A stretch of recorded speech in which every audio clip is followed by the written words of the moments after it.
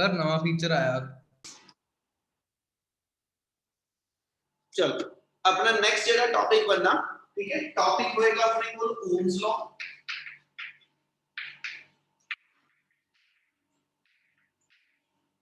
ते जो ਆਪਾਂ मतलब ਪਿੱਛੇ ਇਹ ਤੋਂ ਕੀਤਾ ਵਾ, ਠੀਕ ਹੈ, ਜੋ ਇਸ ਤੋਂ ਆਪਾਂ ਪਿੱਛੇ ਕੀਤਾ ਸੀ ਉਹ ਚ ਦੋ ਟੌਪਿਕ ਸੀਗੇ। ਇੱਕ ਸੀਗਾ ਐਕਸਪ੍ਰੈਸ਼ਨ ਫॉर ਡ੍ਰਿਫਟ ਵੈਲੋਸਿਟੀ, ਇੱਕ ਕਰੰਟ ਤੇ ਡ੍ਰਿਫਟ ਵੈਲੋਸਿਟੀ ਦਾ ਰਿਲੇਸ਼ਨ, ठीक है। सिर्फ एक मिनट रुकियो, सिर्फ एक टॉपिक किया सी ड्रिफ्ट वेलोसिटी, ओना रिलेशन अपने को ड्राइव होके आया सीगा drift velocity equal to minus e by m into tau. अब कैसे जी ड्रिफ्ट वेलोसिटी डिपेंड कर दी इलेक्ट्रिक फील्ड जेड़ा अप्लाई किया होया ओदी स्ट्रेंथ कितनी ते रिलैक्सेशन टाइम दे उत्ते, ठीक है। एक रिलेशन किया सी करंट ते ड्रिफ्ट वेलोसिटी दा I equal to NEA into V। ਤੇ ਪੁੱਤ ਜੇ ਮੈਂ ਦੋਨਾਂ ਰਿਲੇਸ਼ਨ ਨੂੰ ਦੇਖਾਂ, ਠੀਕ ਹੈ, ਇਹ ਦੋ ਰਿਲੇਸ਼ਨ ਦਿਮਾਗ 'ਚ ਤੇ ਓਮਸ ਲॉ ਡਰਾਈਵ ਹੋ ਜਾਂਦਾ। ਇੱਥੇ ਇਲੈਕਟ੍ਰਿਕ ਫੀਲਡ ਨੂੰ ਜੇ ਮੈਂ V/L ਲਿਖ ਲਵਾਂ, ਇਲੈਕਟ੍ਰਿਕ ਫੀਲਡ ਨੂੰ ਮੈਂ V/L ਲਿਖ ਲਵਾਂ, ਠੀਕ ਹੈ, ਤੇ ਇਹਦਾ ਮਤਲਬ ਡ੍ਰਿਫਟ ਵੈਲੋਸਿਟੀ ਇੱਕ ਪਾਸੇ ਅਸੀਂ ਪੋਟੈਂਸ਼ੀਅਲ ਡਿਫਰੈਂਸ ਨਾਲ ਲਿੰਕ ਕਰ ਰਹੇ, ਦੂਜੇ ਪਾਸੇ ਡ੍ਰਿਫਟ ਵੈਲੋਸਿਟੀ ਅਸੀਂ ਕਰੰਟ ਨਾਲ ਲਿੰਕ ਕਰ ਰਹੇ। ਤੇ ਜੇ ਡ੍ਰਿਫਟ ਵੈਲੋਸਿਟੀ ਵਾਲਾ ਪਾਰਟ ਕਾਮਨ ਵਿੱਚੋਂ ਰਿਮੂਵ ਕਰ ਦਵਾਂ ਤੇ we will correlate the current and energy potential difference। क्या इतनी गल समझ लग रही? Yes sir. Yes sir. Next topic अपना इसे नाल ही ड्राइव होना, सिर्फ आ दो रिलेशन सानू आंदे होने चाहिए। पहले जनरल स्टेटमेंट ले लेते हैं। ओम्स लॉ दी स्टेटमेंट की हैगी, according to the Ohm's law current passing through a conductor is always directly proportional to potential difference applied across the two end of conductor provided temperature and any other factor which affect the resistance they remain constant। उते जे मैं statement नु elaborate करा तो ਅਸੀਂ ਇਹ ਕਹਿਣਾ ਚਾਹ ਰਹੇ ਹਾਂ ਕਿ ਜੇ ਮੇਰੇ ਕੋਲ ਇੱਕ ਕੋਈ ਕੰਡਕਟਰ ਗਿਵਨ ਨਾ,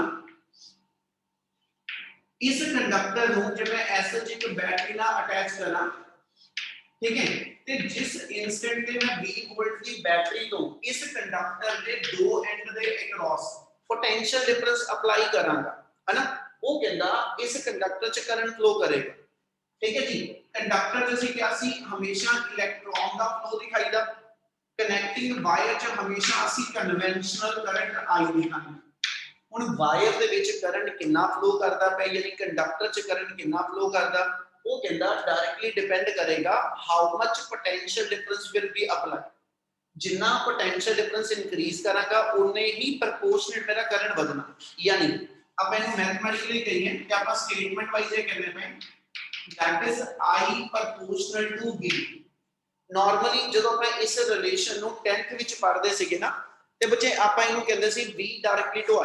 ਹੁਣ ਪ੍ਰੋਪਰ ਲਿਖਾਂ ਤੇ V ਡਾਇਰੈਕਟਲੀ ਟੂ I ਨਹੀਂ ਹੋ, ਅਸਲ 'ਚ I ਡਾਇਰੈਕਟਲੀ ਟੂ V। ਉਹਦਾ ਕਾਰਨ ਹੈਗਾ ਇਹਨਾਂ ਦੋਨਾਂ ਵਿੱਚੋਂ ਕਰੰਟ ਤੇ ਵੋਲਟੇਜ ਦੇ ਵਿੱਚੋਂ ਇੰਡੀਪੈਂਡੈਂਟ ਕੌਣ ਤੇ ਡਿਪੈਂਡੈਂਟ ਕੌਣ। ਕਹਿੰਦਾ ਮਤਲਬ ਪੋਟੈਂਸ਼ੀਅਲ ਡਿਫਰੈਂਸ ਤੁਸੀਂ ਅਪਲਾਈ ਕਰਦੇ ਰਹੇ। ਲਵਿਸ਼ਾ ਇੱਕ ਵਾਰੀ ਅਟੈਂਡੈਂਸ ਲੈ ਲਈ ਬੇਟਾ। ਪੋਟੈਂਸ਼ੀਅਲ ਡਿਫਰੈਂਸ ਤੁਸੀਂ ਅਪਲਾਈ ਕਰਦੇ ਪਏ, ਉਹਦੇ ਕਰਕੇ ਸਰਕਟ 'ਚ ਕਰੰਟ ਫਲੋ ਕਰ, ਇਹਦਾ ਮਤਲਬ ਕਰੰਟ ਡਿਪੈਂਡ ਕਰਦਾ ਵਾ ਪੋਟੈਂਸ਼ੀਅਲ ਡਿਫਰੈਂਸ ਤੇ। क्या इतनी गल समझ लगती भी? Yes sir. तो जे करंट डिपेंड करता मेरा पोटेंशियल डिफरेंस से ते इथे प्रोपोर्शनैलिटी कांस्टेंट जो लगावांगा उस कांस्टेंट को ਅਸੀਂ g ਲਿਖਦੇ ਹਾਂ I equal to g where g define करिए g is called as the conductance, g is called as the पुत फॉर्म वही बननी है v equal to I r, पर ਉਹਨੂੰ प्रॉपर लिखने ਦਾ मेथड ਇਹ ਆ ਜਾਏਗਾ कि भी current equal to g time potential difference. इस मटेरियल दी जितनी ज्यादा कंडक्टेंस होएगी, है ना, जितना वधिया कंडक्टर होएगा उतना ही करंट दा फ्लो ज्यादा होएगा गिवन पोटेंशियल डिफरेंस ਲਈ। इसलिए जेड़ा मेन वेरिएबल ਇਹਦੇ ਚ ਆ ਗਿਆ ਉਹ ਮੇਰਾ ਕੰਡਕਟੈਂਸ ਆ। ਹਾਂ, ਕੰਡਕਟੈਂਸ ਆਪਾਂ ਡਿਫਾਈਨ ਕਰ ਦਿੰਦੇ ਰੈਸਿਪਰੋਕਲ ਆਫ ਰੈਜ਼ਿਸਟੈਂਸ ਆ। therefore I equal to 1/r time v और ये तो लेके चला पे r equal to v/r। यानी जे मैं इस मोमेंट ते ये कहां कि भी रेजिस्टेंस जेडी होएगी ठीक है वो एज सच पोटेंशियल डिफरेंस ते करंट दी रेशियो दे बराबर ते जे ओम्स लॉ दे अकॉर्डिंगली चल रहे and if we plot a graph between current and voltage जे इना दो वेरिएबल च मैं ग्राफ प्लॉट करा ते graph always to be a straight line हमेशा x एक्सिस दे उत्ते मेरा इंडिपेंडेंट वेरिएबल है ठीक है y एक्सिस ते मेरा डिपेंडेंट है ਤੇ ਜੇ ਮੈਂ ਇਸ ਮੂਮੈਂਟ ਤੇ ਕਹਾਂ ਪੋਟੈਂਸ਼ੀਅਲ ਡਿਫਰੈਂਸ 0 ਆ ਮਤਲਬ ਇੱਕ ਆਪਾਂ ਸਪਲਾਈ ਦਿੱਤੀ ਨਹੀਂ ਤੇ ਅਸੀਂ ਕਹਿੰਦੇ ਜੀ ਕਰੰਟ ਦਾ ਕੋਈ ਫਲੋ ਵੀ ਨਹੀਂ ਹੋਏਗਾ ਇਹਦਾ ਮਤਲਬ ਇਹਦਾ ਗ੍ਰਾਫ ਓਰੀਜਨ ਤੋਂ ਸ਼ੁਰੂ ਹੋਏਗਾ ਤਾਂ ਇੰਨੀ ਗੱਲ clear Yes, sir. Yes, sir. Board clear ਹੈ ਜੀ ਦਿਖਦਾ ਪਿਆ ਸਾਰਿਆਂ ਨੂੰ yes sir, Yes, Yes, sir. sir. ਹਾਂਜੀ ਸਰ ਓਕੇ ਪਾਰਟ ਚੈੱਕ ਕਰ ਬਤ ਤੇਰਾ ਕਿਤੇ ਨਾ ਕਿਤੇ ਨੈਟਵਰਕ ਪ੍ਰੋਬਲਮ ਹੋ ਰਹੀ ਬੇਟਾ ਇਧਰ ਉਧਰ ਹੋ ਥੋੜਾ ਜਿਹਾ ਸੋ ਜੇ ਇਸ ਗ੍ਰਾਫ ਤੋਂ ਆਪਾਂ ਇਹਦੀ ਸਲੋਪ ਕੱਢੀਏ ਬੇਟਾ ਇਹ ਧਿਆਨ ਰੱਖ ਕੇ ਚੱਲਿਓ ਗ੍ਰਾਫ v ਵਰਸਸ i ਆ ਕਿ i ਵਰਸਸ v ਠੀਕ ਹੈ ਗ੍ਰਾਫ ਦੀ ਸਲੋਪ ਤੋਂ ਜੋ ਇਸ ਵੇਲੇ ਕੈਲਕੂਲੇਟ ਹੋ ਸਕਦਾ ਉਹ ਮੇਰੇ ਕੋਲ ਗ੍ਰਾਫ ਦੀ ਕੰਡਕਟੈਂਸ ਆ ਯਾਨੀ ਜੇ ਮੈਂ ਇਸ ਗ੍ਰਾਫ ਦੀ ਸਲੋਪ ਕੱਢਾਂ ਤਾਂ ਸਲੋਪ ਹਮੇਸ਼ਾ ਅਸੀਂ tan ਥੀਟਾ ਨਾਲ ਕੈਲਕੂਲੇਟ ਕਰਦੇ ਆ ਇੱਥੇ tan ਥੀਟਾ ਕੱਢਾਂ ਤੇ tan ਥੀਟਾ ਦੀ ਵੈਲਿਊ ਮੇਰੇ ਕੋਲ perpendicular over base tan theta ਦੀ ਵੈਲਿਊ ਮੇਰੇ ਕੋਲ ਜਿਹੜੀ ਪਰਪੈਂਡੀਕੂਲਰ ਓਵਰ ਬੇਸ ਆਏਗੀ ਯਾਨੀ ਮੇਰੇ ਕੋਲ ਕਰੰਟ ਓਵਰ ਵੋਲਟੇਜ ਤੇ ਪੁੱਤ v i ਰੈਜ਼ਿਸਟੈਂਸ ਆ ਯਾਨੀ ਇਸ ਵੇਲੇ ਜੋ ਗ੍ਰਾਫ ਤੋਂ ਮਿਲਦਾ ਆ ਉਹ ਮੈਨੂੰ ਗ੍ਰਾਫ ਦੀ ਯਾਨੀ ਕੰਡਕਟਰ ਦੀ ਕੰਡਕਟੈਂਸ ਮਿਲੇਗੀ ਜੇ ਇਹੀ ਗ੍ਰਾਫ v ਵਰਸਸ i ਦੀ ਥਾਂ ਤੇ ਇੱਥੇ i ਵਰਸਸ v ਦੀ ਥਾਂ ਤੇ ਇਹਨੂੰ v ਵਰਸਸ i ਕਹਾਂ ਯਾਨੀ ਆ ਕੋਆਰਡੀਨੇਟ ਰੈਸਿਪਰੋਕਲ ਕਰ ਲਾਂ ਬੇਟਾ ਫਿਰ ਇਸ ਗ੍ਰਾਫ ਦੀ ਸਲੋਪ ਤੋਂ ਰੈਜ਼ਿਸਟੈਂਸ ਮਿਲੇਗੀ ਗੱਲ ਸਮਝ ਲੱਗਦੀ ਵੀ yes sir, Yes, sir. Yes, sir. ਦੂਜੀ ਗੱਲ ਜਦੋਂ ਪੁੱਤ ਇਸ ਗ੍ਰਾਫ ਦੀ ਸਲੋਪ ਕੱਢਾਂਗੇ ਉਹਦੇ ਲਈ ਹਮੇਸ਼ਾ ਇੱਕ ਚੀਜ਼ ਰਹੇਗੀ ਕੰਡਕਟੈਂਸ ਹੋਵੇ ਜਾਂ ਰੈਜ਼ਿਸਟੈਂਸ ਹੋਵੇ that always remain constant ਯਾਨੀ ਥਰੂ ਆਊਟ ਦਾ ਐਕਸਪੈਰੀਮੈਂਟ ਜਦੋਂ ਤੱਕ ਤੁਸੀਂ ਸਰਕਟ ਚ ਪੋਟੈਂਸ਼ੀਅਲ ਡਿਫਰੈਂਸ ਚੇਂਜ ਕਰਾ ਕੇ ਕਰੰਟ ਨੂੰ ਨੋਟ ਕਰਦੇ ਜਾਓਗੇ ਹਰ ਇਨਸਟੈਂਟ ਦੇ ਉੱਤੇ ਠੀਕ ਹੈ ਜੀ resistance of material remain constant provided temperature and any other factor which affect the resistance they remain constant मतलब ना मैं कंडक्टर बदला ना मैं तो पोटेंशियल डिफरेंस चेंज करा मतलब जेड़ा डिवाइस यूज करदे पे जेड़ा कंडक्टर है ना ਉਹਦੀ ਲੈਂਥ ਨਾ ਉਹਦਾ ਏਰੀਆ ਨਾ ਇਹਦਾ ਟੈਂਪਰੇਚਰ ਇਦਾਂ ਦਾ ਕੋਈ ਫੈਕਟਰ ਅਸੀਂ ਚੇਂਜ ਨਹੀਂ ਕਰ ਰਹੇ ਤੇ ਜਦੋਂ ਤੱਕ ਇਹ ਸਾਰੀਆਂ ਚੀਜ਼ਾਂ ਕਨਸਟੈਂਟ ਆ ਉਦੋਂ ਤੱਕ ਇਹ ਗ੍ਰਾਫ ਸਟ੍ਰੇਟ ਲਾਈਨ ਇਹਦਾ ਮਤਲਬ ਉਦੋਂ ਤੱਕ ਆ ਜਿਹੜੀ ਰੇਸ਼ੋ ਆਏਗੀ ਉਦੋਂ ਤੱਕ ਆ ਜਿਹੜੀ ਰੇਸ਼ੋ ਆਏਗੀ ਇਹ ਰੇਸ਼ੋ ਦੀ ਵੈਲਿਊ ਕਨਸਟੈਂਟ ਹੋਏਗੀ ਆ ਚੀਜ਼ ਸਮਝਣ ਵਾਲੀ ਆ ਸਮਝਿਓ ਬੇਟਾ ਠੀਕ ਹੈ ਇਹਦਾ ਮਤਲਬ ਜੇ ਸਰਕਟ 'ਚ ਪੋਟੈਂਸ਼ੀਅਲ ਡਿਫਰੈਂਸ ਵਧੂ ਉਸੇ ਪ੍ਰਪੋਰਸ਼ਨੇਟ 'ਚ ਕਰੰਟ ਵੀ ਵਧਣਾ ਜੇ ਪੋਟੈਂਸ਼ੀਅਲ ਡਿਫਰੈਂਸ ਘਟੇਗਾ ਇੱਥੇ ਕਰੰਟ ਵੀ ਘਟੇਗਾ ਇਹਦਾ ਮਤਲਬ ਇਸ ਰੇਸ਼ੋ 'ਚ ਜਿੰਨਾ v ਵਧਿਆ ਉਨਾ ਹੀ i ਵਧਣਾ ਜਿੰਨਾ v ਰਿਡਿਊਸ ਹੋਇਆ ਉਨਾ i ਰਿਡਿਊਸ ਹੋਣਾ ਤਾਂ ਕਿ ਇਹਦੀ ਰੇਸ਼ੋ ਜਿਹੜੀ ਆ ਉਹ ਕਾਂਸਟੈਂਟ ਬਣੀ ਰਹੇ ਕਿਆ ਇੰਨੀ ਗੱਲ ਮੈਨੂੰ ਸਮਝ ਲੱਗੀ yes sir, Yes, yes sir. Sir Yes, sir. ਇਹ ਹੁਣ ਇਹਦੇ ਨਾਲ ਕੁਝ ਟਰਮ ਐਡ ਕਰਨ ਲੱਗਿਆ ਜਿਹੜੇ ਕੰਡਕਟਰ ਠੀਕ ਹੈ ਦੋਜ਼ ਕੰਡਕਟਰ ਵਿੱਚ obey Ohm's law those conductor ਵਿੱਚ obey Ohm's law they are called as the ohmic conductor ਜਿੱਦਾਂ ਕਾਪਰ ਵਾਇਰ ਆ ਸਿਲਵਰ ਵਾਇਰ ਆ ਹਨਾ ਇਹ ਮਟੀਰੀਅਲਸ ਉਹ ਨੇ ਜਿਨ੍ਹਾਂ ਦੇ ਅੰਦਰ ਕਰੰਟ ਤੇ ਵੋਲਟੇਜ ਦੀ ਪ੍ਰਪੋਰਸ਼ਨੈਲਿਟੀ ਜਿਹੜੀ ਆ ਉਹ ਮੇਨਟੇਨ ਰਹਿੰਦੀ ਹੈ ਠੀਕ ਹੈ ਯਾਨੀ ਉਹਨਾਂ ਮਟੀਰੀਅਲ ਦੇ ਅੰਦਰ ਰੈਜ਼ਿਸਟੈਂਸ ਦੀ ਵੈਲਿਊ ਹਮੇਸ਼ਾ ਕਾਂਸਟੈਂਟ ਆ ਬੇਟਾ ਲਾਈਨ ਸਮਝੋ ਜੇ ਬੋਲਣ ਲੱਗਿਆ r ਦੀ ਵੈਲਿਊ ਹਮੇਸ਼ਾ v by i ਇਹ ਰਿਲੇਸ਼ਨ ਹਮੇਸ਼ਾ ਵੈਲਿਡ ਆ ਭਾਵੇਂ ਕਰੰਟ ਲੀਨੀਅਰ ਹੋਵੇ ਯਾਨੀ ਗ੍ਰਾਫ ਲੀਨੀਅਰ ਹੋਵੇ ਭਾਵੇਂ ਗ੍ਰਾਫ ਨਾਨ ਲੀਨੀਅਰ ਹੋਵੇ यानी रेजिस्टेंस हमेशा ही v ਤੇ i ਦੀ ਰੇਸ਼ੋ ਤੋਂ ਹੀ ਨਿਕਲਣੀ ਹੈ ਪਰ ਬੁੱਧ ਕੁਝ ਮਟੀਰੀਅਲ ਦੇ ਅੰਦਰ ਇਹ v by i the ratio constant ਹੁੰਦੀ ਕੁਝ ਮਟੀਰੀਅਲ ਦੇ ਅੰਦਰ ਇਹ ਰੇਸ਼ੋ ਕਾਂਸਟੈਂਟ ਨਹੀਂ ਰਹਿੰਦੀ ਜਿਨ੍ਹਾਂ ਮਟੀਰੀਅਲ ਦੇ ਅੰਦਰ ਇਹ ਰੇਸ਼ੋ ਦੀ ਵੈਲਿਊ ਕਾਂਸਟੈਂਟ ਆਵੇ ਉਹਨਾਂ ਨੂੰ ਅਸੀਂ ਕਹਿੰਦੇ ਹਾਂ ਕਿ ਉਹ ਮੇਰੇ ਕੰਡਕਟਰ ਜਿਹੜੇ ਨੇ ਉਹ ਓਮਿਕ ਕੰਡਕਟਰ ਹੋਣਗੇ ओमिक कंडक्टर की एग्जांपल ऑर्डिनरी मेटालिक वायर कोई ले लो सिल्वर आ कॉपर आ एल्यूमीनियम आ वो सारे दे सारे ओमिक कंडक्टर ठीक है ये इतना पोर्शन ओम्स लॉ का बनता मैं कुछ चीज ऐड कर रहा ठीक है कुछ नॉन ओमिक कंडक्टर होंगे नॉन ओमिक कंडक्टर ਨੂੰ ਕਹਿੰਦੇ ਜਿਨ੍ਹਾਂ ਕੰਡਕਟਰਸ ਦੇ ਅੰਦਰ ਕਰੰਟ ਤੇ ਵੋਲਟੇਜ ਦੀ ਪ੍ਰਪੋਰਸ਼ਨੈਲਿਟੀ ਲੀਨੀਅਰ ਨਹੀਂ ਹੁੰਦੀ ये टॉपिक 3-4 टॉपिक अगे जाके आएगा, ठीक है, थोड़ी बुक के अकॉर्डिंगली उतो इन्हू पढ़ांगे, बट ये नाल कवर होंदा। हुण कुछ मटीरियल ओहदे च मैं एग्जांपल देना, जिद्दां सैमीकंडक्टर, तुसी केमिस्ट्री दे अंदर दो टाइप दे सैमीकंडक्टर पढ़े आ, पी टाइप सैमीकंडक्टर ते एन टाइप सैमीकंडक्टर, सुने word? Yes, sir. yes, sir. ਹੁਣ ਮੈਂ ਆ ਕਹਿਣ ਲੱਗਿਆ ਕਿ ਜੇ ਮੇਰੇ ਕੋਲ ਮੰਨ ਲਓ ਇੱਕ ਰੈਕਟੈਂਗੂਲਰ ਬਾਰ ਦਿੱਤੀ ਹੋਈ ਆ, ਇਹ ਦੋ ਟਾਈਪ ਦੇ ਸੈਮੀਕੰਡਕਟਰ ਤੋਂ ਬਣੀ, ਇੱਕ ਪੀ ਟਾਈਪ ਤੇ ਇੱਕ ਐਨ ਟਾਈਪ, ਠੀਕ ਹੈ, ਯਾਨੀ ਆ ਪੋਰਸ਼ਨ ਮੇਰਾ ਪੀ ਟਾਈਪ ਸੈਮੀਕੰਡਕਟਰ ਦਾ ਤੇ ਦੂਜਾ ਪੋਰਸ਼ਨ ਐਨ ਟਾਈਪ ਸੈਮੀਕੰਡਕਟਰ। ਜੇ ਇਹਨਾਂ ਦੇ ਡਿਵਾਈਸ ਨੂੰ ਆ ਇੱਕ ਮੰਨ ਲਓ ਪੀਐਨ ਡਿਵਾਈਸ ਬਣ ਗਿਆ, ਜੇ ਇਸ ਡਿਵਾਈਸ ਨੂੰ ਮੈਂ ਇੱਕ ਬੈਟਰੀ ਨਾਲ ਜੋੜਨਾ, ਜੇ ਇਸ ਡਿਵਾਈਸ ਨੂੰ ਮੈਂ ਇੱਕ ਬੈਟਰੀ ਦੇ ਨਾਲ ਜੋੜਾਂ, ਜਦੋਂ P ਨੂੰ ਪੋਜ਼ਿਟਿਵ ਤੇ N ਨੂੰ ਨੈਗੇਟਿਵ ਨਾਲ ਜੋੜਦੇ, ਅਸੀਂ ਕਹਿੰਦੇ ਅਸੀਂ ਡਿਵਾਈਸ ਦੀ ਫਾਰਵਰਡ ਬਾਇਸਿੰਗ ਕੀਤੀ ਆ। ਇੱਕ ਵਰਡ ਦੇਖਦਾ ਪਿਆ, ਇਸੀ ਡਿਵਾਈਸ ਨੂੰ ਫਾਰਵਰਡ ਬਾਇਸ ਕੀਤਾ। ਬਾਇਸ ਦਾ ਮਤਲਬ ਹੁੰਦਾ ਸਪਲਾਈ ਦੇਣਾ, ਇਹ ਤੋਂ ਜਿਹੜੀ ਪੋਟੈਂਸ਼ੀਅਲ ਸਪਲਾਈ ਕਰਦੇ। ਫਾਰਵਰਡ ਉਦੋਂ ਜਦੋਂ P ਪੋਜ਼ਿਟਿਵ ਔਰ N ਨੈਗੇਟਿਵ ਨਾਲ ਜੁੜ, ਤੇ ਜੇ ਮੈਂ ਇਹੀ ਕਨੈਕਸ਼ਨ ਪੁੱਠੇ ਕਰ ਦਵਾਂ, P ਨੂੰ ਨੈਗੇਟਿਵ ਨਾਲ N ਨੂੰ ਪੋਜ਼ਿਟਿਵ ਨਾਲ ਜੋੜ ਦਵਾਂ, ਤਾਂ ਅਸੀਂ ਕਹਿੰਦੇ ਅਸੀਂ ਰਿਵਰਸ ਬਾਇਸਿੰਗ ਕਰ ਦਿੰਦੇ, यानी ਅਸੀਂ ਆਪਣੇ ਡਿਵਾਈਸ ਦੀ ਰਿਵਰਸ ਬਾਇਸਿੰਗ ਕੀਤੀ। ਇਹਦੀ ਗੱਲ ਸਮਝ ਲੱਗ ਰਹੀ ਪਹਿਲਾਂ? Yes, sir. Yes, sir. Yes, sir. ਇਹਦੀ ਮੈਂ ਬਾਇਸਿੰਗ ਕਰਾਂਗਾ ਨਾ, ਤੇ ਆਪਾਂ ਬੱਚੇ ਕੀ ਕਹਿੰਦੇ ਕਿ ਇੱਥੇ ਤੁਸੀਂ ਇੱਕ ਐਮੀਟਰ ਲਾ ਲਓ, ਇੱਥੇ ਤੁਸੀਂ ਇੱਕ ਐਮੀਟਰ ਲਾ ਲਓ, ਤੇ ਇੱਕ ਇਸ ਡਿਵਾਈਸ ਦੇ ਅਕ੍ਰੋਸ ਅਸੀਂ ਵੋਲਟ ਮੀਟਰ ਲਾ ਲਿਆ। ਹੁਣ ਇਥੋਂ ਜਦੋਂ ਮੈਂ ਸਪਲਾਈ ਦਵਾਂਗਾ ਫਾਰਵਰਡ ਜਾਂ ਰਿਵਰਸ ਦੇ ਅੰਦਰ, ਜਿੱਦਾਂ ਜਿੱਦਾਂ ਇਥੋਂ ਮੈਂ ਵੋਲਟੇਜ ਨੂੰ ਚੇਂਜ ਕਰਦਾ ਜਾਵਾਂਗਾ, ਇਹਨੇ ਵੋਲਟ ਮੀਟਰ ਨੇ ਮੈਨੂੰ ਦਿਖਾਈ ਜਾਣਾ ਵੋਲਟੇਜ ਕਿੰਨੀ ਸਪਲਾਈ ਆ, ਉਦੋਂ ਸਰਕਟ ਚ ਕਰੰਟ ਕਿੰਨਾ ਇਥੋਂ ਸ਼ੋ ਹੋਈ ਚੱਲ।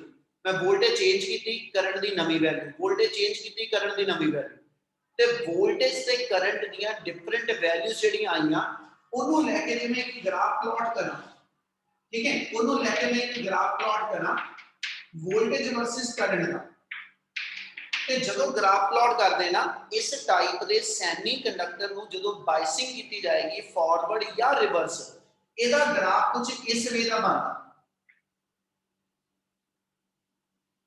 ਆ ਦੋ ਗ੍ਰਾਫ ਬਣਦੇ, ਆ ਜਿਹੜਾ ਬਣਾਉਣਾ ਪਿਆ ਥਰਡ ਕੁਆਡਰੈਂਟ ਦੇ ਅੰਦਰ, ਇਹ ਰਿਵਰਸ ਬਾਇਸਿੰਗ ਦਾ ਵਾ, ਆ ਮੇਰਾ ਫਾਰਵਰਡ ਬਾਇਸਿੰਗ ਦਾ ਗ੍ਰਾਫ। ਇਹ ਦੋਨੋਂ ਦੇ ਦੋਨੋਂ ਗ੍ਰਾਫ ਜੇ ਮੈਂ ਲੈ ਕੇ ਚੱਲਾਂ, ਇਹਨਾਂ ਦੋਨਾਂ ਦੇ ਵਿੱਚ ਹੀ ਇਸ ਗ੍ਰਾਫ ਦੇ ਵਿੱਚ ਜੇ ਮੈਂ V ਤੇ I ਦੀ ਰੇਸ਼ੋ ਕੱਢਾਂ, ਰੈਜ਼ਿਸਟੈਂਸ ਮਿਲੇਗੀ, ਇੱਥੇ ਵੀ V ਤੇ I ਦੀ ਰੇਸ਼ੋ ਕੱਢਾਂ, ਰੈਜ਼ਿਸਟੈਂਸ ਮਿਲੇਗੀ, ਪਰ ਇੱਕ ਫਰਕ ਹੋਏਗਾ, ਇੱਥੇ ਪੁੱਤ ਜਿਹੜੀ V ਤੇ I ਦੀ ਰੇਸ਼ੋ ਆਏਗੀ, ਜਿਹੜੀ ਰੈਜ਼ਿਸਟੈਂਸ ਆ ਉਹਦੀ ਵੈਲਿਊ ਕਾਂਸਟੈਂਟ ਨਹੀਂ ਹੋਏਗੀ, ਕਿਉਂਕਿ ਇਹਦੇ ਵਕਨ ਇਹ ਗ੍ਰਾਫ ਲੀਨੀਅਰ ਨਹੀਂ ਹੈਗਾ, ਇਹ ਗ੍ਰਾਫ ਮੇਰਾ ਨॉन ਲੀਨੀਅਰ ਆ, ਤੇ ਨॉन ਲੀਨੀਅਰ ਗ੍ਰਾਫ ਦੇ ਅੰਦਰ R = V/I ਤੇ ਲੱਗੇਗਾ, ਠੀਕ ਹੈ, ਪਰ ਇਹਦੀ ਵੈਲਿਊ ਜਿਹੜੀ ਰੈਜ਼ਿਸਟੈਂਸ ਦੀ ਆਣੀ ਉਹ ਕਾਂਸਟੈਂਟ ਨਹੀਂ ਆਏਗੀ। ਤੇ ਜਿਹੜੇ ਵੀ ਮੇਰੇ ਕੋਲ ਇਦਾਂ ਦੇ ਕੰਡਕਟਰਸ ਨੇ, ਮਟੀਰੀਅਲਸ ਨੇ, ਜਿਹਦੇ ਵਿੱਚ ਵੋਲਟੇਜ ਤੇ ਕਰੰਟ ਦੇ ਗ੍ਰਾਫ ਦੇ ਅੰਦਰ ਜਿਹੜੀ ਵੇਰੀਏਸ਼ਨ ਹੈਗੀ ਉਹ ਨॉन ਲੀਨੀਅਰ ਹੋਵੇ, ਅਸੀਂ ਕਹਿੰਦੇ ਇਹ ਨॉन ਓਮਿਕ ਕੰਡਕਟਰ ਆ। ਕੀ ਗੱਲ ਸਮਝ ਆਈ? Yes, sir. Yes, sir. ਹੋਰ ਗ੍ਰਾਫ ਪਲਾਟ ਕਰ ਰਿਹਾ, ਮੰਨ ਲਓ ਤੁਹਾਡੇ ਕੋਲ ਗ੍ਰਾਫ ਜਿਹੜਾ ਵੋਲਟੇਜ ਤੇ ਕਰੰਟ ਦਾ ਤੁਸੀਂ ਪਲਾਟ ਕਰਦੇ ਹੋ, ਠੀਕ ਹੈ, ਇੱਕ ਸਾਈਡ ਵੋਲਟੇਜ ਔਰ ਇੱਕ ਸਾਈਡ ਕਰੰਟ ਲੈ ਕੇ ਗ੍ਰਾਫ ਇਹਦਾ ਕੁਝ ਇਸ ਦੇ ਨਾਲ ਬਣਦਾ ਬੇਟਾ। ਹੁਣ ਪੁੱਤ ਜਿਹੜੀ ਕਰਵ ਮੈਂ ਬਣਾਈ ਆ, ਜਿਹੜੀ ਇੱਥੇ ਗ੍ਰਾਫ ਦੀ ਸਟ੍ਰੇਟ ਲਾਈਨ ਬਣਾਉਣਾ ਪਿਆ, ਇਸ ਲਾਈਨ ਨੂੰ ਦੇਖ ਕੇ ਮੈਨੂੰ ਲੱਗਦਾ ਗ੍ਰਾਫ ਤੇ ਇਹਦੇ ਨਾਲ ਮੈਚ ਕਰਦਾ, ਪਰ ਇੱਕ ਫਰਕ ਆ, ਇਹਦੇ ਵਿੱਚ ਮੈਨੂੰ ਇੱਕ ਚੀਜ਼ ਦਿਖਦੀ ਪਈ, ਇੰਨੇ ਪੋਰਸ਼ਨ ਤੋਂ ਲੈ ਕੇ 0 ਤੋਂ ਲੈ ਕੇ A ਤੱਕ ਆ ਜਿਹੜਾ ਪੋਰਸ਼ਨ ਆ, ਇੰਨੇ ਪੋਰਸ਼ਨ ਦੇ ਅੰਦਰ ਮੇਰੇ ਕੋਲ ਸਿਰਫ ਵੋਲਟੇਜ ਵਧੀ ਆ, ਕਰੰਟ 0 ਸੀਗਾ। ਜਦੋਂ A ਤੋਂ ਅੱਗੇ ਜਾਣਾ ਸ਼ੁਰੂ ਹੋਇਆ ਤੇ ਵੋਲਟੇਜ ਦੇ ਨਾਲ ਨਾਲ ਕਰੰਟ ਵਧਣਾ ਸ਼ੁਰੂ ਹੋਇਆ, क्या ये लीनियर ग्राफ होएगा कि non linear? Non linear. Non linear. Non linear. इस टाइप का नॉन लीनियर ग्राफ होवे, इस टाइप का नॉन लीनियर ग्राफ होवे, या एक और एग्जांपल दे रहे हैं, कहंदा जी जेडे LED बल्ब हुंदे साडे, जेडे निके निके LEDs हुंदियां साडीयां, जिन्हों लाइट एमिटिंग डायोड कहंदे आ, ठीक है, उस लाइट एमिटिंग डायोड के अंदर जे मैं करंट ते वोल्टेज का ग्राफ प्लॉट करा, ओदा ग्राफ कुछ इस वे ना बनदा। इस ग्राफ ਨੂੰ ਇਹ ਬੋਰਡ 'ਚ ਆਇਆ ਹੋਇਆ ਗ੍ਰਾਫ ਬਟਾ ਕੇ ਉਹਨੇ ਇਸ ਗ੍ਰਾਫ 'ਚ ਪੁੱਛਿਆ 네ਗੇਟਿਵ ਰੈਜ਼ਿਸਟੈਂਸ ਰੀਜਨ ਆਇਡੈਂਟੀਫਾਈ ਕਰੋ ਕਿ ਕਿਹੜਾ।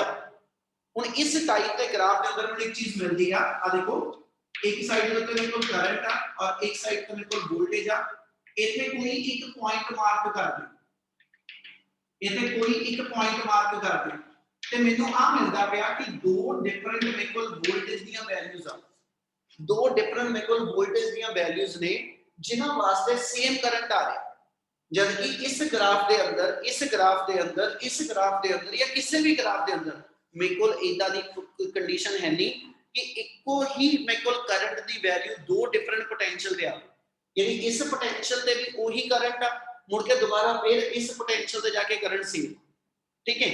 एक ते ये चीज मैंने ये नोटिस वाली हैगी है। दूजी चीज कहना जी जे मैं ग्राफ दे इस पोर्शन को देखा ए तो लेके बी वाले पोर्शन ਨੂੰ ਆ ग्राफ ਦੇ पोर्शन ਨੂੰ मैं ऑब्जर्व करा ਤੇ ਇਹਦੇ ਅੰਦਰ ਮੈਨੂੰ ਕੀ ਆਬਜ਼ਰਵੇਸ਼ਨ ਆ ਕਿ ਵੋਲਟੇਜ ਦੇ ਬਦਲਣ ਦੇ ਨਾਲ ਕਰੰਟ ਘਟਦਾ ਪਿਆ, ਵੋਲਟੇਜ ਮੇਰੀ ਇਨਕਰੀਜ਼ ਕਰਦੀ ਪਈ ਪਰ ਕਰੰਟ ਮੇਰਾ ਅੱਗੇ ਨਾਲੋਂ ਡਿਕਰੀਜ਼ ਕਰ ਰਿਹਾ, ਤੇ ਜੇ ਵੋਲਟੇਜ ਦੇ ਨਾਲ ਕਰੰਟ ਡਿਕਰੀਜ਼ ਕਰਦਾ ਪਿਆ ਅਸੀਂ ਕਹਿੰਦੇ ਇਹ 네ਗੇਟਿਵ ਰੈਜ਼ਿਸਟੈਂਸ ਰੀਜਨ ਨੂੰ ਸ਼ੋ ਆਫ ਕਰੇ, यानी इस ग्राफ के अंदर जेड़ा AB पोर्शन बनाना पिया आ जेड़ा AB पोर्शन बनाना पिया इस AB पोर्शन के अंदर ਅਸੀਂ ਕਹਿੰਦੇ ग्राफ ਦੀ रेजिस्टेंस ਜਿਹੜੀ ਆ ਉਹ 네ਗੇਟਿਵ ਹੋਏਗੀ, क्या इन्नी गल समझ लगदी भी? Yes, sir. Yes, sir. तो आ जितने मेरे को ग्राफ बनाए ना तिन्ने दे तिन्ने, ठीक है ना, ये तिन्ने दे तिन्ने ग्राफ ਜਿਹੜੇ ਨੇ ਇਹ ਐਸ ਸੱਚ ਸ਼ੋ ਦੇ ਕਰਦੇ ਆ ਕਿ ਵੀ ਵੋਲਟੇਜ ਤੇ ਕਰੰਟ ਵੇਰੀ ਕਰਦੇ ਆ ਤੇ ਵੋਲਟੇਜ ਤੇ ਕਰੰਟ ਦੀ ਰੇਸ਼ੋ ਨਾਲ ਰੈਜ਼ਿਸਟੈਂਸ ਵੀ ਮਿਲਦੀ ਆ, ਪਰ ਇੱਕ ਚੀਜ਼ ਜਿਹੜੀ ਐਸ ਸੱਚ ਓਮਿਕ ਕੰਡਕਟਰ ਨਾਲੋਂ ਵੱਖਰੀ ਆ ਉਹ ਇਹ ਹੈਗੀ ਆ ਕਿ ਇਹ ਚ ਵੀ V/I ਨਾਲ ਰੈਜ਼ਿਸਟੈਂਸ ਹੀ ਮਿਲਦੀ ਹੈ, ਸਾਰਿਆਂ ਚ ਉਹੀ ਮਿਲਦੀ ਹੈ, पर फर्क ये होएगा कि जेडे ओमिक कंडक्टर ने ओदे विच R दी वैल्यू कांस्टेंट रहंदी ते नॉन ओमिक कंडक्टर दे अंदर R दी वैल्यू मेरी जेडी ओ वेरी करेगी। क्या इतनी गल समझ लगी जी? Yes, sir. Yes, sir. Yes, sir. Yes, sir. Portion कोई डाउट एक बार पहले बोलो।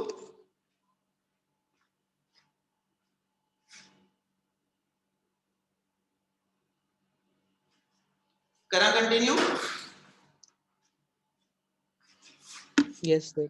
चलो ऐसे ना तो क्या कंटिन्यू करेंगे जी अपन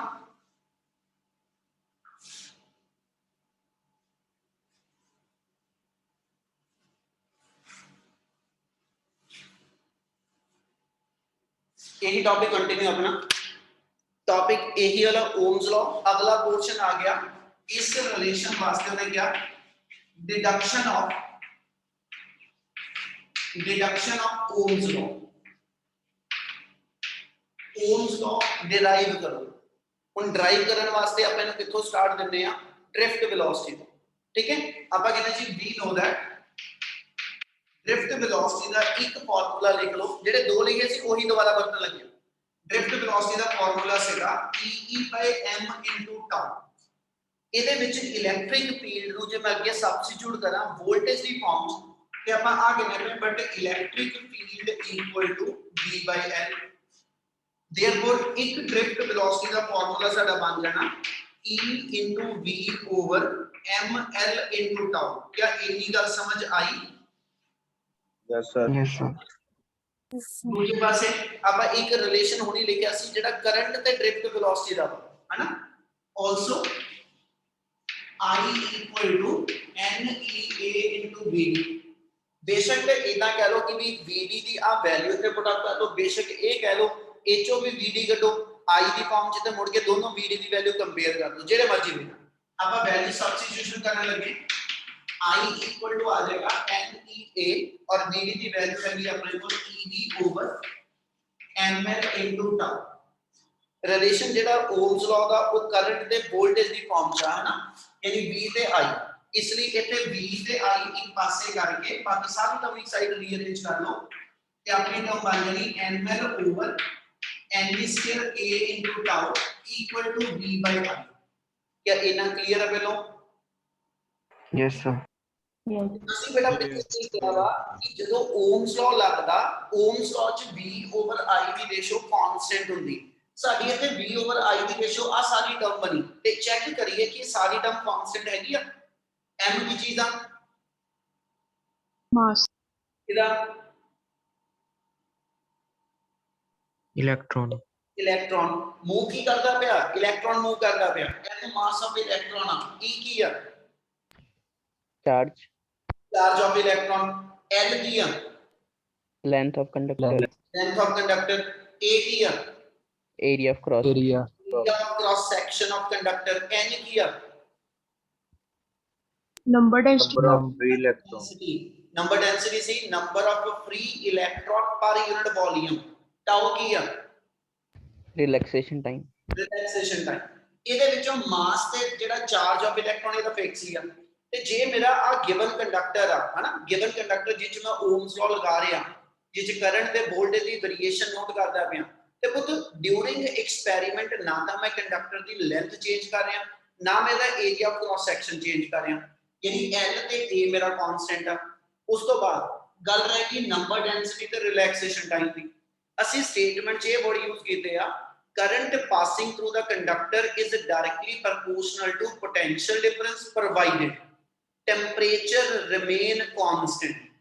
ਤੇ ਪੁੱਤ ਜਿਹੜੀ ਨੰਬਰ ਡੈਂਸਿਟੀ ਆ ਨੰਬਰ ਡੈਂਸਿਟੀ ਕੀ ਚੀਜ਼ ਹੁੰਦੀ ਹੈ ਸਮਝਣ ਵਾਲੀ ਟਰਮ ਤੁਹਾਡੇ ਨੰਬਰ ਆਫ ਫ੍ਰੀ ਇਲੈਕਟ੍ਰੋਨ ਪਰ ਯੂਨਿਟ ਵੋਲਿਊਮ। ਮੈਨੂੰ ਇਦਾਂ ਸਮਝਾਇਆ ਸੀ ਆ ਮੰਨ ਲਓ ਮੇਰੇ ਕੋਲ ਕਿਸੇ ਵੀ ਕਾਪਰ ਦਾ ਅਲਮੀਨੀਅਮ ਦਾ ਸਿਲਵਰ ਦਾ ਕ੍ਰਿਸਟਲ ਲੈਟਿਸ ਆ ਇਹਦੇ ਆ ਸਾਰੇ ਲੈਟਿਸ ਪੁਆਇੰਟ ਦੇ ਉੱਤੇ ਮੇਰੇ ਡਿਫਰੈਂਟ ਐਟਮ ਪਏ ਨੇ और ये एटम आपस ਵਿੱਚ ਜਿਹੜੀ ਬੌਂਡਿੰਗ ਕਰਦੇ ਆ ਅਸੀਂ ਕਹਿੰਦੇ ਜੀ ਇਹ ਐਸ ਚ ਮੇਰੇ ਕੋਲ ਇੱਥੇ ਇਲੈਕਟ੍ਰੋਨ ਨੇ ਜਿਹੜੇ ਸ਼ੇਅਰਡ ਪੇਅਰ ਆ ਜਾਂ ਕਿਸੇ ਵੀ ਵੇ ਨਾਲ ਇਲੈਕਟ੍ਰੋਨ ਇਨਵੋਲਵਡ ਆ ਤੇ ਜਦੋਂ ਅਸੀਂ ਕਹਿੰਦੇ ਜੀ ਐਸ ਸੱਚ ਟੈਂਪਰੇਚਰ ਵਧੇਗਾ ਉਹ ਤਾਂ ਆ ਚੀਜ਼ਾਂ ਸਮਝਣ ਵਾਲੀਆਂ ਬੇਟਾ ਜਦੋਂ ਟੈਂਪਰੇਚਰ ਵਧੂਗਾ ਤੇ ਕ੍ਰਿਸਟਲ ਦੇ ਅੰਦਰ ਅਸੀਂ ਕਹਿੰਦੇ ਥਰਮਲ ਐਜੀਟੇਸ਼ਨ ਹੋਣੀ ਸ਼ੁਰੂ ਹੋ ਜਾਂਦੀ ਵਾਈਬ੍ਰੇਸ਼ਨ ਆਉਣੀ ਸ਼ੁਰੂ ਹੋ ਜਾਂਦੀ ਜਿਹਦੇ ਕਰਕੇ ਇਹਦੇ ਵਿੱਚ ਕੁਝ ਵੀਕ ਬੌਂਡ ਹੋਣਗੇ ਉਹ ਬੌਂਡ ਟੁੱਟ ਜਾਂਦੇ ਤੇ ਜਦੋਂ ਬੌਂਡ ਟੁੱਟਦਾ ਤੇ ਆ ਇਲੈਕਟ੍ਰੋਨ ਜਿਹੜੇ ਨੇ ਇਹ ਫ੍ਰੀ ਹੋ ਜਾਂਦੇ ਇਹਦਾ ਮਤਲਬ ਹੋ ਗਿਆ ਜੇ ਮੈਂ ਗਿਵਨ ਮਟੀਰੀਅਲ ਦਾ ਟੈਂਪਰੇਚਰ ਚੇਂਜ ਕਰਨਾ ਸ਼ੁਰੂ ਕਰਤਾ ਤੇ ਟੈਂਪਰੇਚਰ ਦੇ ਚੇਂਜ ਹੋਣਾ ਨੰਬਰ ਡੈਂਸਿਟੀ ਇਫੈਕਟ ਕਰੂਗੀ। Yes, sir. ਕਿਆ ਸਾਰਿਆਂ ਨੂੰ ਗੱਲ ਸਮਝ ਲੱਗਦੀ ਪਈ? Yes, sir. Yes, sir. yes sir, Yes, sir. Temperature ਦਾ ਇਫੈਕਟ ਕਿਹਦੇ ਤੇ ਨੰਬਰ ਡੈਂਸਿਟੀ ਤੇ ਦੂਜਾ ਰਿਲੈਕਸੇਸ਼ਨ ਟਾਈਮ ਇਹ ਸੀਗਾ ਜਦੋਂ ਇਲੈਕਟ੍ਰੋਨ ਇਥੋਂ ਤੁਰਿਆ ਇੱਥੇ ਜਾ ਕੇ ਕੋਲਾਈਡ ਕੀਤਾ ਠੀਕ ਹੈ ਜੇ ਮੈਂ ਟੈਂਪਰੇਚਰ ਵਧਾਉਣਾ ਸ਼ੁਰੂ ਕੀਤਾ ਤੇ ਇਸ ਇਲੈਕਟ੍ਰੋਨ ਦੀ ਕਿਨੈਟਿਕ એનર્ਜੀ ਵਧ ਗਈ ਤੇ ਜੇ ਇਲੈਕਟ੍ਰੋਨ ਦੀ ਕਿਨੈਟਿਕ એનર્ਜੀ ਵਧ ਗਈ ਤੇ ਇਹਨਾਂ ਜਲਦੀ ਜਾ ਕੇ ਕੋਲਾਈਡ ਕਰੂ ਇਹਦਾ ਮਤਲਬ ਹੈ ਟੈਂਪਰੇਚਰ ਦੇ ਵਧਣ ਦਾ ਇਫੈਕਟ ਜਿਹੜਾ ਵਾ ਉਹ ਰਿਲੈਕਸੇਸ਼ਨ ਟਾਈਮ ਤੇ ਵੀ ਹੋਏਗਾ ਤੇ ਜੇ ਅਸੀਂ ਇਹ ਕਹਿੰਨੇ ਪਏ ਆ during experiment temperature remain constant ਫਿਰ ਇਹਦਾ ਮਤਲਬ n ਤੇ ਟਾਊ ਇਹ ਵੀ ਕਾਂਸਟੈਂਟ ਹੋਊਗੇ। yes, Yes, sir. Yes, sir. ਇਹ ਕਾਂਸਟੈਂਟ ਨੇ ਇਹਦਾ ਮਤਲਬ ਇਸ ਰਿਲੇਸ਼ਨ ਦੇ ਅੰਦਰ ਫਿਰ ਸਾਰੇ ਜਿਹੜੇ ਆ ਫੈਕਟਰ ਨੇ ਉਹ ਬੇਟਾ ਕਾਂਸਟੈਂਟ ਹੈਗੇ ਆ। yes sir, Yes, sir. Yes, sir.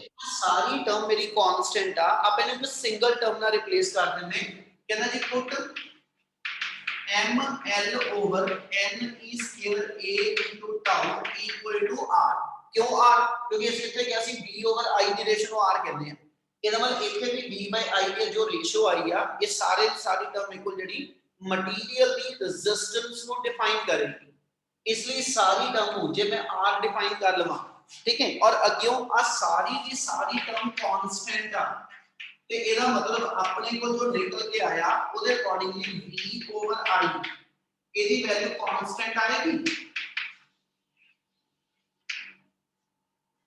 Yes, sir.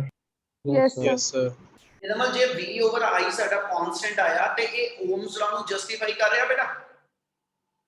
yes, Yes, sir. ਹਾਂਜੀ sir, ਸੋ ਜਿਹੜਾ ਤੁਹਾਡੇ ਕੋਲ ਐਸ ਐਚ ਓਮਸ ਲਾ ਤੇ ਓਮਸ ਲਾ ਦੀ ਡਿਡਕਸ਼ਨ ਆ ਪਾਰਟ ਆਪਣਾ ਕੰਪਲੀਟ ਆ। क्या इतना समय लग गया या इसमें कोई डाउट है तो बोलो एक बारी।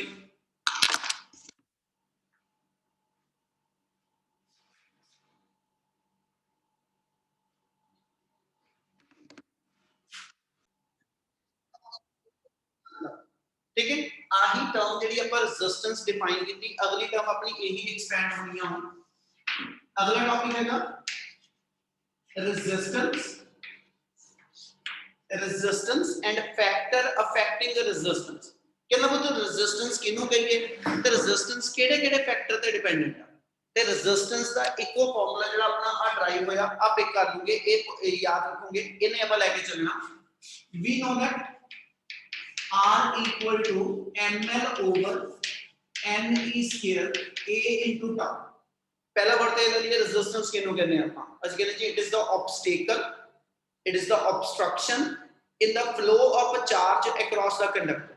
ठीक है, किसी कंडक्टर दे अक्रॉस चार्ज दे फ्लो दे विच की रिस्ट्रिक्शंस आ रही हैं है ना, ਉਹਨਾਂ ਨੂੰ ਅਸੀਂ ਡਿਫਾਈਨ ਕਰਦੇ ਹਾਂ ਕਿ ਵੀ ਉਹ ਮਟੀਰੀਅਲ ਦੀ ਰੈਜ਼ਿਸਟੈਂਸ ਡਿਫਾਈਨ ਕਰਦੇ ਕਹਿੰਦਾ ਵੀ ਡਿਪੈਂਡ ਕਿਹੜੀ ਚੀਜ਼ ਤੇ ਕਰਦੀ। तो ਅਸੀਂ ਕਹਿੰਦੇ ਰੈਜ਼ਿਸਟੈਂਸ ਦਾ ਫਾਰਮੂਲਾ ਜਿਹੜਾ ਮਾਸ ਆਫ ਇਲੈਕਟ੍ਰੋਨ ਤੇ ਚਾਰਜ ਆਫ ਇਲੈਕਟ੍ਰੋਨ ਇਹਦਾ ਕਾਂਸਟੈਂਟ ਹੀ ਰਹਿਣਾ।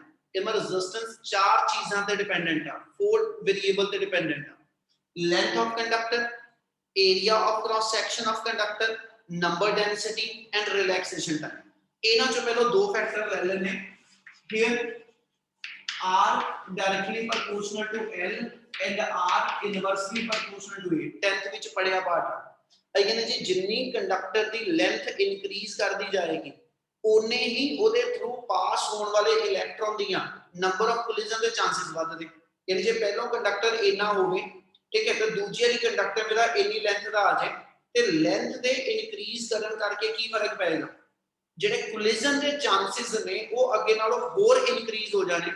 ਠੀਕ ਹੈ, ਜਿਹਦੇ ਕਰਕੇ ਅਸੀਂ ਕਹਿੰਦੇ ਜੀ ਮਟੀਰੀਅਲ ਦੀ ਰੈਜ਼ਿਸਟੈਂਸ ਜਿਹੜੀ ਆ ਉਹ ਬੜਾ ਇਨਕਰੀਜ਼ ਕਰੇ। यानी जे मैं लेंथ नु डबल कर लवा, जिन्नी कंडक्टर दी लेंथ सी उसको डबल कर लवा ते एदा मतलब आ मेरे को कोलिजन दे चांसेस जेडे ने वो बढ़ जांदे। इसलिए जेड़ा मेरा फ्लो ऑफ करंट आ वो अगे नालों कहंदा जी घट जाना। कि इन्नी गल समझ लगदी भी?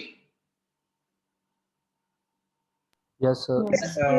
ठीक है, सेकंड फैक्टर हैगा रेजिस्टेंस इनवर्सली टू एरिया। जे पुत आ पेन दे क्रॉस सेक्शनल एरिया जिन्ना भी आ ਇਹਦੇ ਥਰੂ ਮੈਂ 10 ਇਲੈਕਟ੍ਰੋਨ ਪਾਸ ਕਰਾਣੇ ਨੇ ਤੇ ਦੂਜੀ ਵਾਰੀ ਮੈਂ ਆ ਕ੍ਰਾਸ ਸੈਕਸ਼ਨ ਹੱਥ ਨਾਲ ਬਣਾ ਰਿਹਾ, ਇਹ ਚੋਂ 10 ਇਲੈਕਟ੍ਰੋਨ ਪਾਸ ਕਰਾਣੇ ਆ। ਕਹਿੰਦਾ ਜੀ ਫਰਮ ਵੇਅਰ ਦਾ electron can easily be passed without any collision. And ਹੱਥ ਵਾਲੇ ਪੋਰਸ਼ਨ ਚ ਨਾ, ਕਿਉਂਕਿ ਕ੍ਰਾਸ ਸੈਕਸ਼ਨਲ ਏਰੀਆ ਜੇ ਵੱਧਦਾ ਜਾਏਗਾ, ਜੇ ਕ੍ਰਾਸ ਸੈਕਸ਼ਨਲ ਏਰੀਆ ਵੱਧਦਾ ਜਾਏਗਾ ਤੇ ਚਾਂਸਸ ਫॉर ਕੋਲਿਜਨ ਜਿਹੜੇ ਨੇ ਉਹ ਕਹਿੰਦਾ ਜੀ ਘਟਦੇ ਜਾਣ। इसलिए रेजिस्टेंस लेंथ दे डायरेक्ट ते एरिया दे इनवर्सली दोनों फैक्टर कंबाइन कर दिए ते resistance proportional to L by A। ते जे प्रोपोर्शनैलिटी साइन हटा के इक्वालिटी इंट्रोड्यूस करिए ते फार्मूला आ जाता रो L by A। वेयर रो ਅਸੀਂ डिफाइन करते किस चीज ਨੂੰ, रो मेरे को आ जाएगी ਜਦੋਂ ਅਸੀਂ ਕਹਿੰਦੇ specific resistance, specific resistance, or it is to be called as the resistivity। Gurjeevan की होती specific resistance? Gurjeevan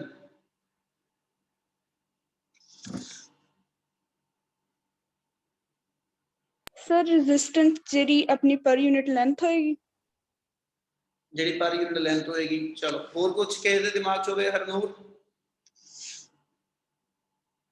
sir per unit area. Per unit area. चलो और कुछ? Harnoor, Harshal, Harshal per unit length और पर यूनिट एरिया जो एक वोल्टेज अप्लाई। चलो ठीक है बेटा, बिल्कुल। ਅਸੀਂ ਕਹਿੰਦੇ ਪੁੱਤ ਜਿਹੜੀ ਰੈਜ਼ਿਸਟੈਂਸ ਤੇ ਸਪੈਸਿਫਿਕ ਰੈਜ਼ਿਸਟੈਂਸ ਹੈ ਨਾ, ਜੇ ਨਾਮ ਨੂੰ ਦੇਖੀਏ ਸਪੈਸਿਫਿਕ ਰੈਜ਼ਿਸਟੈਂਸ ਵੀ ਤਾਂ ਰੈਜ਼ਿਸਟੈਂਸ ਆ, ਪਰ ਕਹਿੰਦਾ ਵੀ ਕਿਹਦੀ? ਅਸੀਂ ਕਹਿੰਦੇ ਜੀ ਆ ਪੂਰਾ ਮੇਰਾ ਕੰਡਕਟਰ ਆ, ਹਨਾ, ਤੁਹਾਨੂੰ ਮੈਂ ਕਹਾਂ ਜੀ ਇਹਦੇ ਆ ਦੋ ਐਂਡ ਦੇ ਅਕ੍ਰੋਸ ਮਈਆ ਤੋਂ ਇਹਦੀ ਰੈਜ਼ਿਸਟੈਂਸ ਕਿੰਨੀ ਹੈ, ਠੀਕ ਹੈ, ਉਹ ਮੇਰੀ ਐਸਐਚ ਰੈਜ਼ਿਸਟੈਂਸ ਹੀ ਡਿਫਾਈਨ ਹੋਏਗੀ। ਪਰ ਜੇ ਮੈਂ ਇਸ ਕੰਡਕਟਰ ਦੀ 1 ਸੈਂਟੀਮੀਟਰ ਲੈਂਥ ਲੈ ਲਵਾਂ ਤੇ 1 centimetre square area of cross section ਲਵਾਂ, यानी ਇਹਦਾ ਕ੍ਰਾਸ ਸੈਕਸ਼ਨਲ ਏਰੀਆ ਇਸ ਕੰਡਕਟਰ ਦੇ ਵਿੱਚੋਂ 1 ਸੈਂਟੀਮੀਟਰ ਸਕੁਅਰ ਆ ਤੇ 1 ਸੈਂਟੀਮੀਟਰ ਮੈਂ ਦੀ ਲੈਂਥ ਲਵਾਂ ਤੇ ਉਹਨੇ ਪੋਰਸ਼ਨ ਦੀ ਜਿਹੜੀ ਰੈਜ਼ਿਸਟੈਂਸ ਆ, ਸਿਰਫ ਉਹਨੇ ਪੋਰਸ਼ਨ ਦੀ, ਪੂਰੀ ਵਾਇਰ ਦੀ ਨਹੀਂ ਕਹਿ ਰਿਹਾ, ਸਿਰਫ ਉਹਨੇ ਪੋਰਸ਼ਨ ਦੀ ਜਿਹੜੀ ਰੈਜ਼ਿਸਟੈਂਸ ਹੋਏਗੀ ਉਹ ਸਪੈਸੀਫਿਕ ਕਰ ਦਿੱਤੀ ਅਸੀਂ, ਉਹ ਸਪੈਸੀਫਿਕ ਕਰਤੀ ਕਿ ਵੀ ਸਿਰਫ ਇੰਨਾ ਪੋਰਸ਼ਨ, यानी यूनिट लेंथ ਤੇ यूनिट क्रॉस ਸੈਕਸ਼ਨਲ ਏਰੀਆ ਵਾਲੇ ਪੋਰਸ਼ਨ ਦੀ ਜਿੰਨੀ ਰੈਜ਼ਿਸਟੈਂਸ ਹੁੰਦੀ ਆ ਉਹਦਾ ਨਾਮ ਅਸੀਂ ਸਪੈਸਿਫਿਕ ਰੈਜ਼ਿਸਟੈਂਸ ਜਾਂ ਰੈਜ਼ਿਸਟਿਵਿਟੀ ਡਿਫਾਈਨ ਕਰਦੇ ਹਾਂ। क्या ਗੱਲ ਸਮਝ ਆਈ? Yes sir. Yes sir. Yes sir. वो मटेरियल, ठीक है जी, दोनों दे दोनों कॉपर दियां वायर ने, आ मेरे को टोटल 5 सेंटीमीटर लेंथ वाली, आ मेरे को टोटल 50 सेंटीमीटर लेंथ वाली, ਤੇ ਦੋਨਾਂ ਦੀ ਰੈਜ਼ਿਸਟੈਂਸ ਡਿਫਰੈਂਟ ਹੋਏਗੀ, ਪਰ ਜੇ ਦੋਨਾਂ ਹੀ ਮਟੀਰੀਅਲ ਦੇ ਵਿੱਚ ਹੈ ਨਾ ਕਾਪਰ ਇਨਵੋਲਡ ਆ, ਯਾਨੀ ਮਟੀਰੀਅਲ ਸੇਮ ਆ, ਤੇ ਇਸ ਪੂਰੇ 50 ਸੈਂਟੀਮੀਟਰ ਵਾਲੀ ਤਾਰ ਦੇ ਵਿੱਚੋਂ 1 ਸੈਂਟੀਮੀਟਰ ਦਾ ਪੋਰਸ਼ਨ ਤੇ 1 ਸੈਂਟੀਮੀਟਰ ਸਕੁਅਰ ਕ੍ਰਾਸ ਸੈਕਸ਼ਨਲ ਏਰੀਆ ਵਾਲਾ ਪੋਰਸ਼ਨ ਲੈ ਲਓ। ਇਹਦੀ ਇਸ ਛੋਟੇ ਪੀਸ ਦੇ ਵਿੱਚੋਂ ਵੀ 1 ਸੈਂਟੀਮੀਟਰ ਲੈਂਥ ਵਾਲਾ ਤੇ 1 ਸੈਂਟੀਮੀਟਰ ਸਕੁਅਰ ਏਰੀਆ ਵਾਲਾ ਪੋਰਸ਼ਨ ਲੈ ਲਓ, ਤੇ ਇਹਨਾਂ ਦੋਨਾਂ ਦੇ ਇਸ ਸਪੈਸਿਫਿਕ ਪੋਰਸ਼ਨ ਦੀ ਰੈਜ਼ਿਸਟੈਂਸ ਜਿਹੜੀ ਉਹ ਸੇਮ ਆ। ਕਿ ਇੰਨੀ ਗੱਲ ਸਮਝ ਲੱਗੀ? Yes, sir. Yes, sir. Yes, sir. Resistance ਹੋਏਗੀ ਹੈ ਨਾ, ਉਹ ਮੇਰੇ ਕੋਲ ਐਸ ਸੱਚ, ਠੀਕ ਹੈ ਜੀ। ਵਾਇਰ ਦੀ ਲੈਂਥ ਕਿੰਨੀ ਆ, ਵਾਇਰ ਦਾ ਕ੍ਰਾਸ ਸੈਕਸ਼ਨਲ ਏਰੀਆ ਕਿੰਨਾ, ਜਿਹਨੂੰ ਆਪਾਂ ਮੋਟੇ ਮੋਟੇ ਕਹਿ ਦਈਏ ਕਿ ਵੀ ਵਾਇਰ ਦੀ ਡਾਈਮੈਂਸ਼ਨ ਕਿੰਨੀ ਆ, ਉੱਤੇ ਡਿਪੈਂਡ ਨਹੀਂ ਕਰਦੀ। ਤੁਹਾਡੀ ਵਾਇਰ 10 ਸੈਂਟੀਮੀਟਰ ਲੰਬੀ ਹੈ ਤੇ ਤੁਹਾਡੀ ਵਾਇਰ 2 ਸੈਂਟੀਮੀਟਰ ਲੰਬੀ ਹੈ, ਇਹਦੀ ਸਪੈਸਿਫਿਕ ਰੈਜ਼ਿਸਟੈਂਸ ਸੇਮ ਆ, ਪਰ ਇਹਨਾਂ ਦੋਨਾਂ ਦੀ ਰੈਜ਼ਿਸਟੈਂਸ ਜਿਹੜੀ ਉਹ ਡਿਫਰੈਂਟ ਆ। ਕੀ ਇੰਨੀ ਗੱਲ ਕਲੀਅਰ ਆ? ਹਾਂਜੀ sir. Yes, sir. Sir. Yes, sir. ਇਹ ਤੋਂ ਕੰਟੀਨਿਊ ਕਰ ਰਿਹਾ। ਰੈਜ਼ਿਸਟੈਂਸ ਦਾ ਯੂਨਿਟ ਡਿਫਾਈਨ ਕਰੀਏ ਤੇ ਆਪਾਂ ਓਮ ਕਹਿੰਦੇ ਬੇਟਾ, ਤੇ ਓਮ ਦੀ ਡੈਫੀਨੇਸ਼ਨ ਆਪਾਂ ਇਸੇ ਰਿਲੇਸ਼ਨ ਚੋਂ ਦੇ ਲੈਂਦੇ ਹੁੰਦੇ, ਠੀਕ ਹੈ। ਜੇ 1 ਵੋਲਟ ਦਾ ਪੋਟੈਂਸ਼ੀਅਲ ਡਿਫਰੈਂਸ 1 ਐਂਪੀਅਰ ਕਰੰਟ ਵਾਸਤੇ ਹੋਵੇ ਤਾਂ ਅਸੀਂ ਕਹਿੰਦੇ ਜੀ ਰੈਜ਼ਿਸਟੈਂਸ 1 ਹੋਣਾ। ਇਹਦੀ ਲੋਡ ਉੱਤੇ ਸੀ, ਮੈਂ ਤਾਂ ਇਸ ਵਰਡ ਨੂੰ ਐਡ ਕਰ ਦਿਆ। ਹੁਣ ਜੇ ਇੱਥੋਂ ਚੱਲੀਏ ਤੇ ਰੈਜ਼ਿਸਟਿਵਿਟੀ ਦਾ ਫਾਰਮੂਲਾ RA/L ਆ ਗਿਆ, ਤੇ ਇੱਥੇ ਅਸੀਂ ਡਿਫਾਈਨ ਕਰਦੇ ਕਿ ਜੇ area of cross section 1 unit ਆ ਐਂਡ ਲੈਂਥ ਮੇਰੇ ਕੋਲ 1 ਯੂਨਿਟ ਆ। ਹੁਣ 1 ਯੂਨਿਟ 1 ਮੀਟਰ ਸਕੁਅਰ ਤੇ 1 ਮੀਟਰ ਵੀ ਹੋ ਸਕਦੇ ਆ, 1 ਸੈਂਟੀਮੀਟਰ ਸਕੁਅਰ ਤੇ 1 ਸੈਂਟੀਮੀਟਰ ਵੀ ਹੋ ਸਕਦੇ। ਜਿਹੜਾ ਵੀ ਯੂਨਿਟ ਲੈ ਕੇ ਚੱਲੋਗੇ ਉਸ ਯੂਨਿਟ ਦੇ ਅਕੋਰਡਿੰਗਲੀ ਆਪਣੇ ਕੋਲ r ਤੇ ρ ਆਪਸ ਵਿੱਚ ਇਕੁਅਲ, ਤੇ ਇਤੋਂ ਅਸੀਂ ਡੈਫੀਨੇਸ਼ਨ ਸਪੈਸਿਫਿਕ ਰੈਜ਼ਿਸਟੈਂਸ ਜਾਂ ਰੈਜ਼ਿਸਟਿਵਿਟੀ ਦੇ ਦਿੰਦੇ ਆ ਕਿ specific resistance is numerically equal to resistance of that wire या resistance of that conductor, ठीक है, whose length and area is taken to be 1 unit each। क्या इतनी गल समझ लगी? Yes, Yes, sir. Sir. Yes, sir. इसे ਨੂੰ ਹਜੇ ਕੰਟੀਨਿਊ ਕਰਾਂਗਾ। ਹੁਣ ਜੇ ਆ ਰੈਜ਼ਿਸਟੈਂਸ ਦਾ ਫਾਰਮੂਲਾ ਆਪਾਂ ਲੈ ਕੇ ਚੱਲੀਏ ਰੈਜ਼ਿਸਟਿਵਿਟੀ ਦਾ ਨਾ, ਤੇ r ਦਾ ਜਿਹੜਾ ਫਾਰਮੂਲਾ ਆਪਾਂ ਡਰਾਈਵ ਕੀਤਾ ਆ ਵਾਲਾ ਬੇਟਾ, ਇਸ ਫਾਰਮੂਲੇ ਨੂੰ ਸਬਸਟੀਟਿਊਟ ਕਰ ਲਓ ਤੇ ਇਦਾਂ ਹੀ ਫਿਰ ਨੰਬਰ ਡੈਂਸਿਟੀ ਦੀ ਫਾਰਮ ਚ ਰੈਜ਼ਿਸਟਿਵਿਟੀ ਦਾ ਫਾਰਮੂਲਾ ਬਣਾਓ ਕੀ ਬਣਦਾ। यानी ਆਪਾਂ ਜੇ ਇਹਨੂੰ ਕੰਟੀਨਿਊ ਕਰੀਏ ਤਾਂ ਆ ਕਹਿ ਰਹੇ ਹਾਂ ਨਾਓ rho equal to ml over ne square a into tau into a by l। l ਤੇ a ਇਥੋਂ ਕੈਨਸਲ ਕਰ ਦੋ, ਇਹਦਾ ਮਤਲਬ ਸਾਡੇ ਕੋਲ ਰੈਜ਼ਿਸਟਿਵਿਟੀ ਦਾ ਫਾਰਮੂਲਾ ਲਿਖਾਂ ਤੇ ਰੈਜ਼ਿਸਟਿਵਿਟੀ ਦਾ ਫਾਰਮੂਲਾ ਆ ਜਾਏਗਾ m over ne square into tau।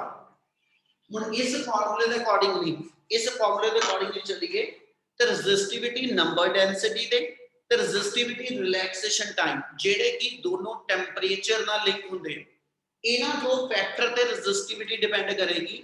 ਪਰ ਇਸ ਫਾਰਮੂਲੇ ਦੇ ਅਕੋਰਡਿੰਗਲੀ ਰੈਜ਼ਿਸਟਿਵਿਟੀ ਇੰਡੀਪੈਂਡੈਂਟ ਹੋਏਗੀ ਕਹਿੰਦਾ ਜੀ length as well as area of conductor. क्या ਇੰਨੀ ਗੱਲ ਸਮਝ ਲੱਗੀ? Yes, sir. Yes, sir. मैं एक क्वेश्चन ਨਾਲ ਗੱਲ ਕਰਨਾ, ਕਹਿੰਦਾ ਪੁੱਤ ਮੇਰੇ ਕੋਲ ਉਹਨੇ ਇੱਕ ਨੂਮੈਰੀਕਲ ਦਿੱਤਾ ਕਿ ਇੱਕ ਵਾਇਰ ਗਿਵਨ ਆ, ਇੱਕ ਕੰਡਕਟਰ ਗਿਵਨ ਆ, 5 ਓਮ ਇਹਦੀ ਰੈਜ਼ਿਸਟੈਂਸ ਆ। ਉਹ ਕਹਿੰਦਾ ਜੀ you stretch the wire to double its length, ਠੀਕ ਹੈ। ਤੁਸੀਂ ਇਹਦੀ ਲੈਂਥ ਨੂੰ ਜਦੋਂ ਡਬਲ ਕਰਦੇ ਪਏ ਹੋ, ਉਹ ਕਹਿੰਦਾ ਜੀ calculate new resistance and new resistivity. ਤੇ ਬੇਟਾ ਇੱਕ ਆਨਸਰ ਬਿਨਾ ਕੈਲਕੂਲੇਸ਼ਨ ਤੋਂ ਦੇ ਦਾਂਗੇ, ਰੈਜ਼ਿਸਟਿਵਿਟੀ ਰਿਮੇਨ ਅਨਚੇਂਜ। ਤੁਸੀਂ ਵਾਇਰ ਨੂੰ ਸਟ੍ਰੈਚ ਕਰਕੇ ਜਦੋਂ ਡਬਲ ਲੈਂਥ ਦਾ ਕਰ ਲਿਆ, ठीक है जी, तो ਅਸੀਂ ਉਤੋਂ ਪ੍ਰੋਪਰਟੀ ਲੈ ਰਹੇ ਕਿ ਰੈਜ਼ਿਸਟਿਵਿਟੀ ਕਿਸੇ ਵੀ ਮੂਵਮੈਂਟ ਤੇ ਲੈਂਥ ਔਰ ਏਰੀਆ ਤੇ ਡਿਪੈਂਡੈਂਟ ਨਹੀਂ ਹੈ। ਯਾਨੀ ਰੈਜ਼ਿਸਟਿਵਿਟੀ ਲੈਂਥ ਨੂੰ ਚੇਂਜ ਕਰਾਂ, ਇਨਕਰੀਜ਼ ਡਿਕਰੀਜ਼ ਕੁਝ ਕਰਾਂ, ਏਰੀਆ ਨੂੰ ਇਨਕਰੀਜ਼ ਡਿਕਰੀਜ਼ ਕਰਾਂ, ਕੋਈ ਵੀ ਇਸ ਚੀਜ਼ ਦਾ ਅਸਰ ਜਿਹੜਾ ਵਾ ਉਹ ਰੈਜ਼ਿਸਟਿਵਿਟੀ ਤੇ ਨਹੀਂ ਹੋਏਗਾ। ਯਾਨੀ resistivity remain unchange on doubling ਦਾ ਲੈਂਥ ਔਰ ਟ੍ਰਿਪਲਿੰਗ ਦਾ ਲੈਂਥ ਔਰ ਹਾਫ ਦਾ ਲੈਂਥ। ਇੰਨੀ ਗੱਲ ਕਲੀਅਰ ਆ? Yes, Yes, sir. sir. resistance होएगी, जेडी resistance होएगी that must कहना जी that must affect by the change in length or by the change in area। ਹੁਣ ਉਹ ਫੈਕਟਰ ਨਾ ਆਪਾਂ ਇਹਨੂੰ ਕਿਦਾਂ ਅੱਗੇ ਕੰਟੀਨਿਊ ਕਰਨਾ, ਠੀਕ ਹੈ। ਆਪਾਂ ਹੁਣ ਤੱਕ ਦੋ ਫੈਕਟਰ ਲਿੱਤੇ, ਠੀਕ ਹੈ ਜੀ। ਇੱਕ ਕਹਿੰਦਾ ਜੀ ਲੈਂਥ ਨਾਲ ਕਿਦਾਂ ਵੇਰੀਏਸ਼ਨ ਆ, ਤੇ ਦੂਜੀ ਏਰੀਆ ਨਾਲ ਕਿਦਾਂ ਵਾ। ਤੇ ਪੁੱਤ ਉੱਪਰ ਦੋ ਫੈਕਟਰ ਛੱਡ ਕੇ ਆਏ ਸੀ ਆਪਾਂ, ਠੀਕ ਹੈ ਜੀ। ਇੱਕ ਸੀਗਾ ਮੇਰੇ ਕੋਲ ਆਪਾਂ ਫੈਕਟਰ ਛੱਡਿਆ ਨੰਬਰ ਡੈਂਸਿਟੀ, ਇੱਕ ਛੱਡਿਆ ਸੀ ਰਿਲੈਕਸੇਸ਼ਨ ਟਾਈਮ।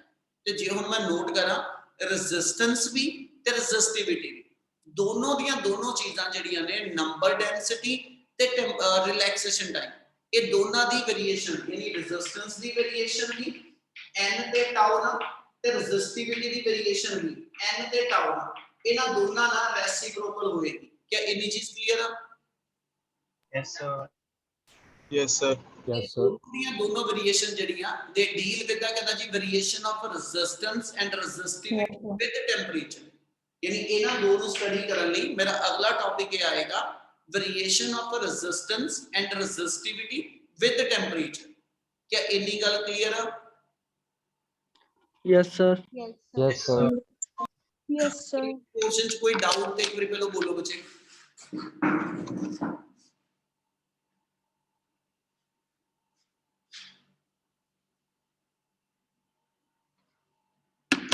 हाँ जी